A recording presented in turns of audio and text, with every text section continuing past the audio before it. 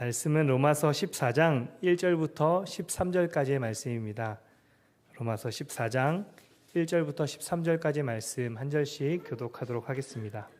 믿음이 연약한 자를 너희가 받되 그의 의견을 비판하지 말라.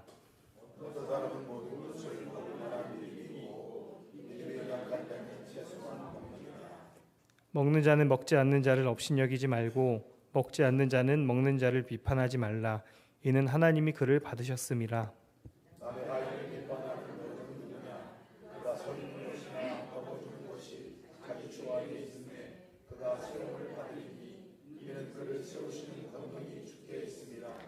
어떤 사람은 이날을 전날보다 낮게 여기고 어떤 사람은 모든 날을 같게 여기나니 각각 자기 마음으로 확정할지니라.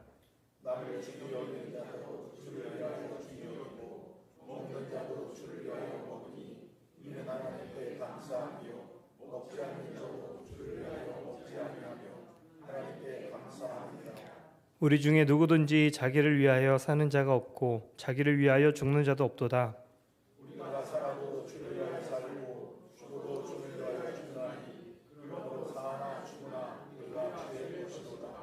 이를 위하여 그리스도께서 죽었다가 다시 살아나셨으니 곧 죽은 자와 산 자의 주가 되려 하심이라.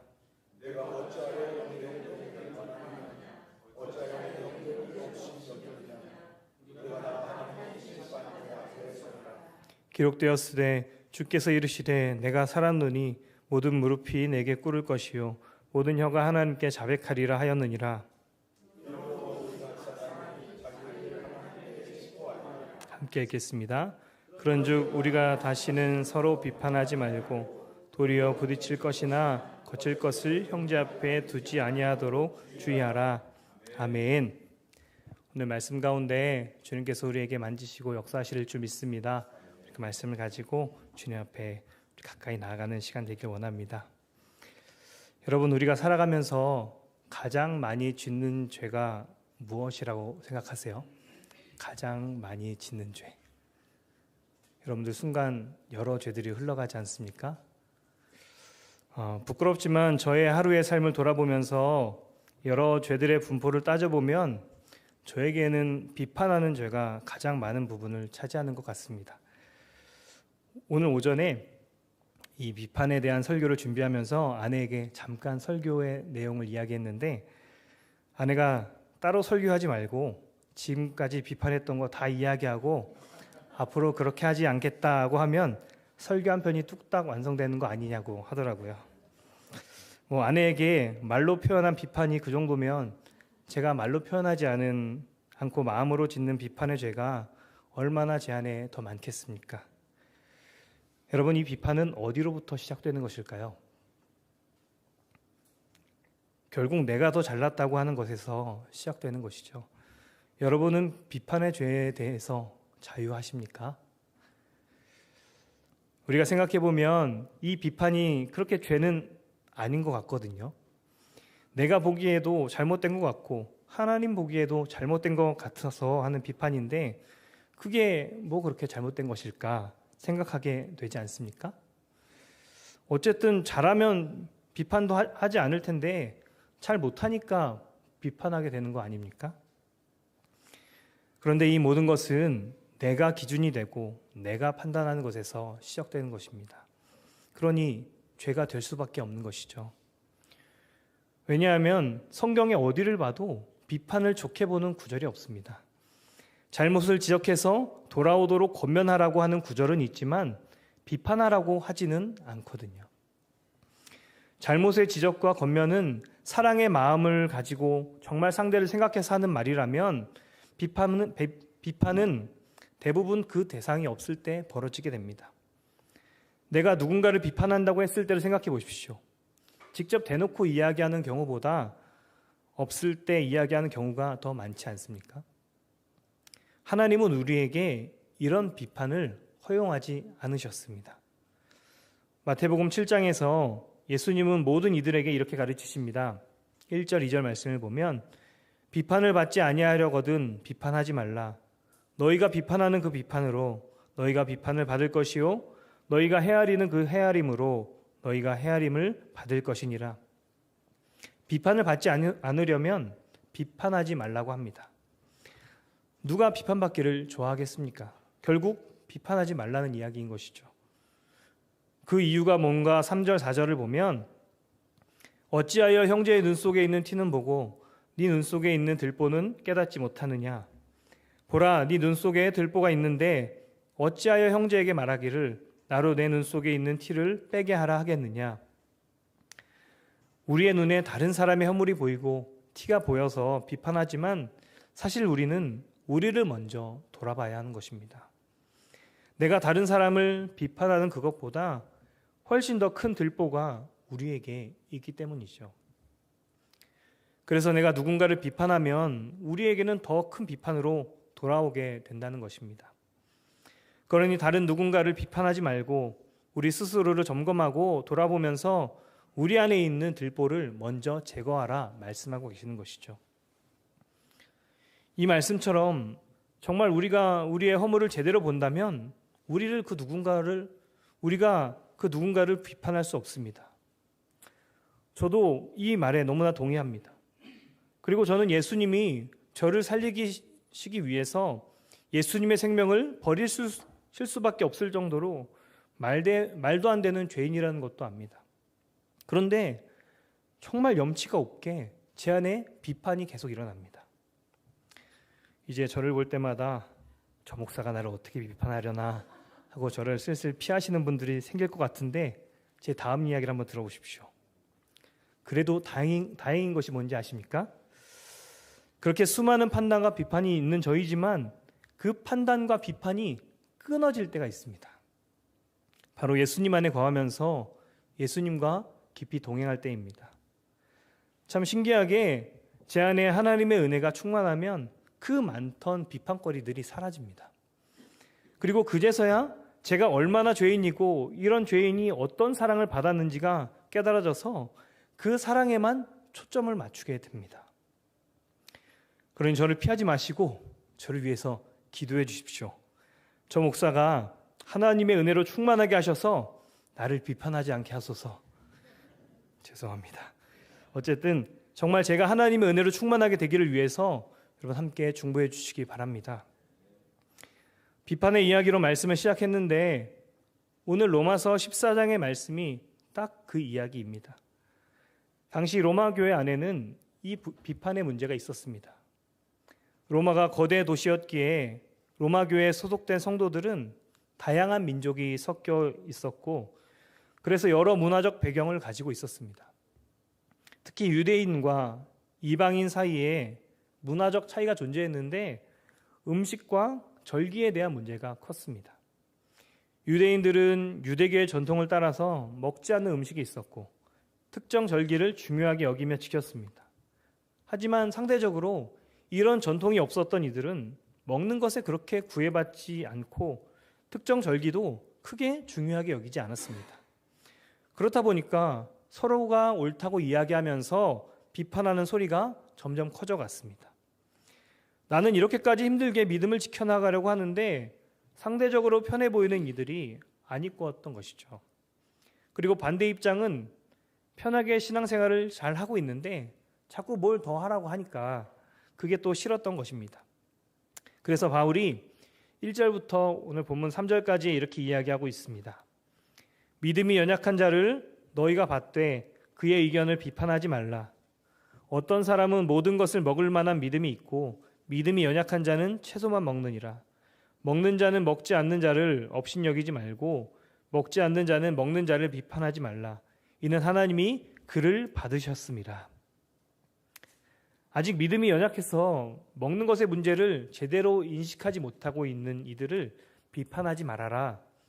먹는 문제에 있어서 먹는 자나 먹지 않는 자나 하나님이 부르셔서 이 교회의 성도를 세우셨으니 너희가 비판하지 말아라 라고 이야기하고 있는 것입니다.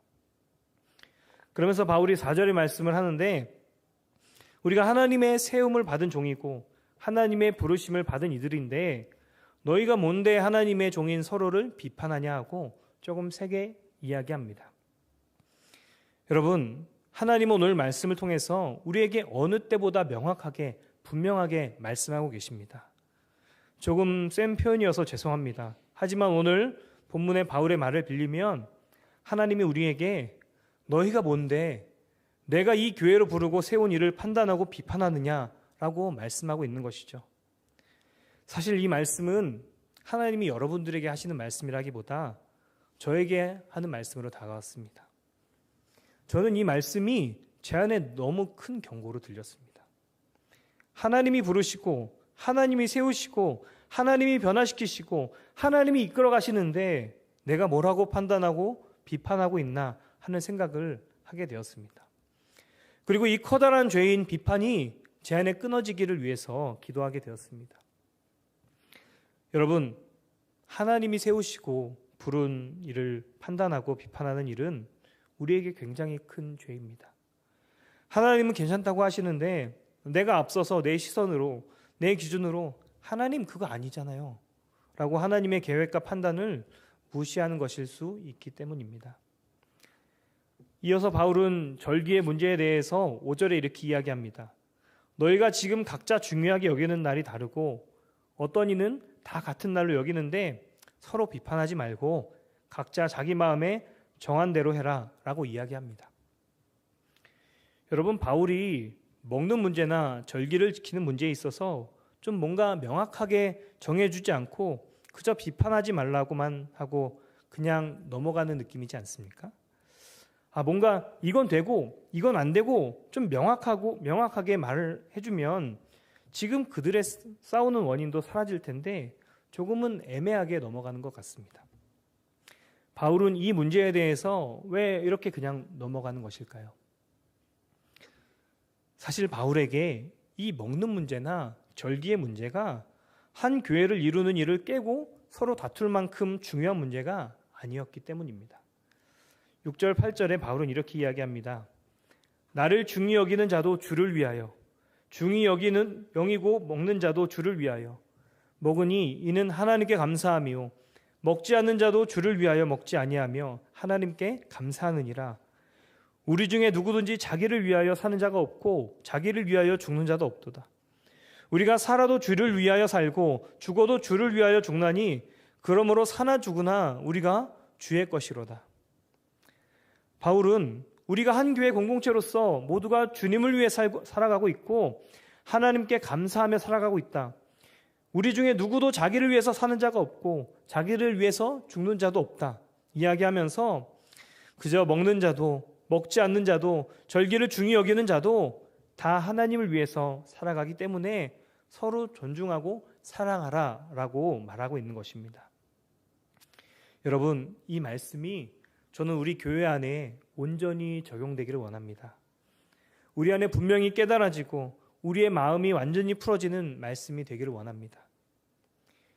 여러분, 이를 위해서 필요한 것이 무엇인지 아십니까? 하나님이 하나님의 시선으로 보이도록 해주는 것도 필요하지만 무엇보다 우리가 이것이 하나님의 말씀이라면 그렇게 하겠다 하고 결단하고 순종하는 것이 필요한 것입니다. 여러분, 우리는 그저 사랑만 하기로 결단하고 순종하기를 축복합니다. 괜한 비판과 판단으로 우리의 영이 무너지고 주님과의 관계가 끊어지는 일이 우리에게 없기를 바랍니다. 말씀을 준비하면서 다시 지난주 금요기도의 말씀인 로마서 13장의 말씀을 보는데 제 눈이 밝아지는 구절이 있었습니다. 8절부터 10절 말씀입니다. 피차 사랑의 빛 외에는 아무에게든지 아무 빛도 지지 말라. 남을 사랑하는 자는 율법을 다 이루었느니라. 간음하지 말라, 살인하지 말라, 도둑질하지 말라, 탐내지 말라 한 것과 그 외에 다른 계명이 있을지라도 내 이웃을 내 자신과 같이 사랑하라 하신 그 말씀 가운데 다 들었느니라. 사랑은 이웃에게 악을 행하지 아니하나니 그러므로 사랑은 율법의 완성이니라.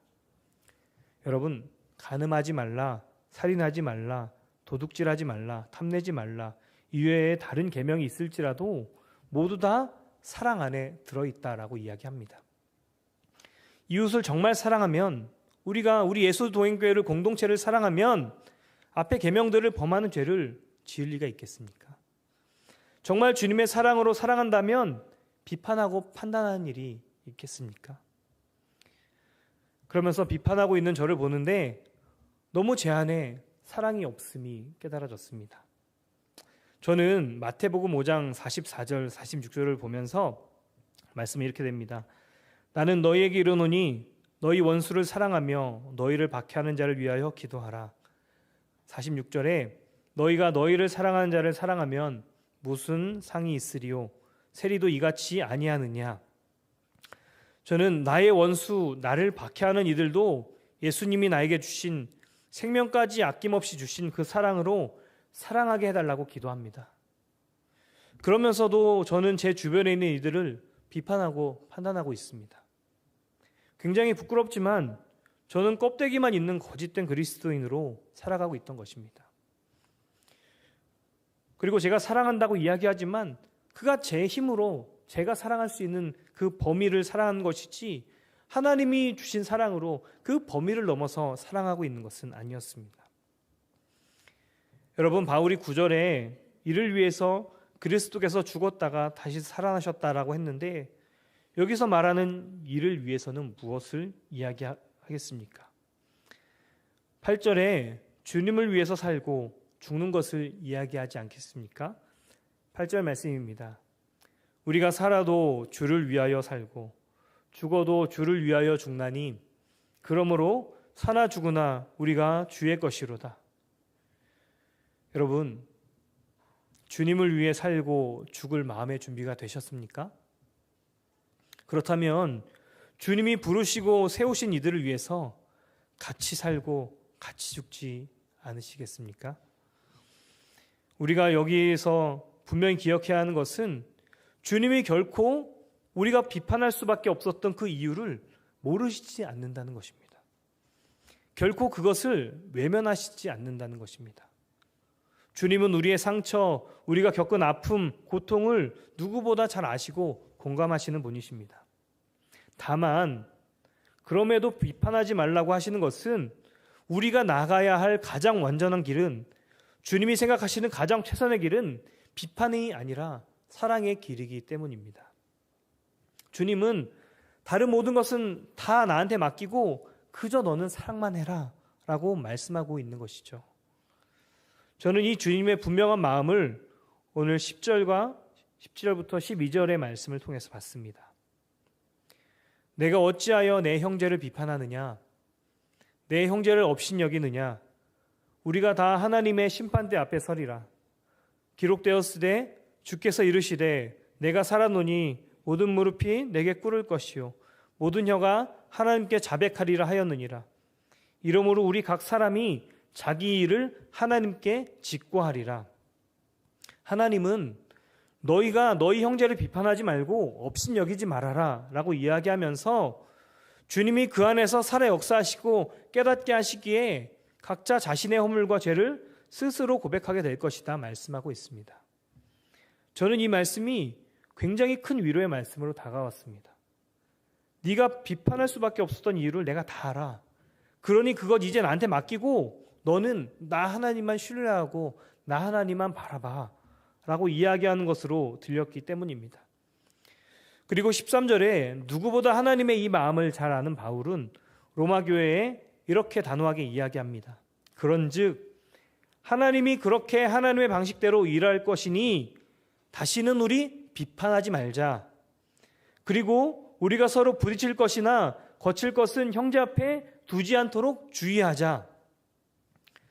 결국 서로에게 비판거리가 없도록 내 눈에 둘 볼을 제거하는 일에 힘쓰자라고 말하고 있는 것이죠. 여러분, 저는 말씀을 정리하기 원합니다. 어떻게 보면 오늘 말씀이 저와 여러분들의 마음을 조금은 불편하게 할 수 있을 거라 생각합니다.